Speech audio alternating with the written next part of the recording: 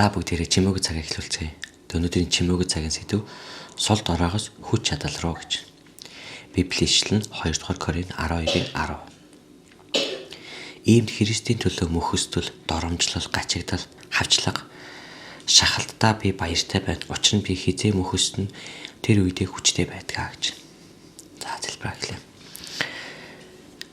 Баярлалаа эзэн минь, би таны үгнээс суралцахаар ирлээ. Тэгээд миний дээр таны илчлэл ойлголт дүүрэн байх болтугай гэж залбирч байна. Амен. Бидний ихэнхийн маань мэддэг нэг хүүхдээ магтан дуу байдаг. Тэр дууны сүүлийн бадаг надад боломжгүй санагддаг байж билээ. Дуунд Есүс надад хайртай да. Библи надад хэлсэндээ жаахан хүүхдүүд түүнийхтэй Есүс хүчтэй бид хүчгүй гэж гардаг. Спортоор хичээлж байх үе сул дорой байхыг хүлээн зөвшөөрнө гэдэг миний хувьд инээдтэй санагддаг байна. Сул дорой байна гэдэг нь биеийн хүч чадлаа үгүй хийх тухай гэж юу?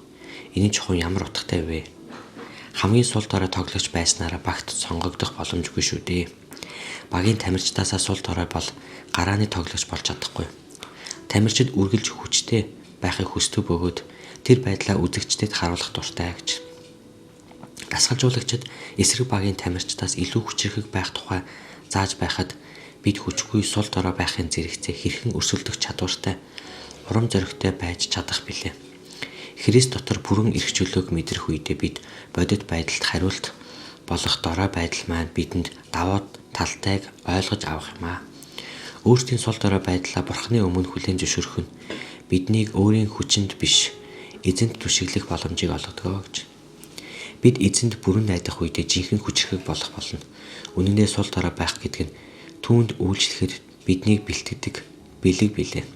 Үйл явц донд бид загалмай дээр бидний төлөө сул дорой болсон Христтэй илүү адил болж улмаар түүний дотор хүчрхэг болох болно.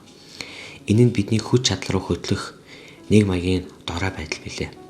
Дорой байдлаа талархан хүлээж авах нь бүтээгчтэй бууж өгч бүх хэрэг бөгөөд өөрийн биеэ түүнд захируулж зүр сэтгэлд минь оршихыг зөвшөөрч байна гэсэн үг ээ.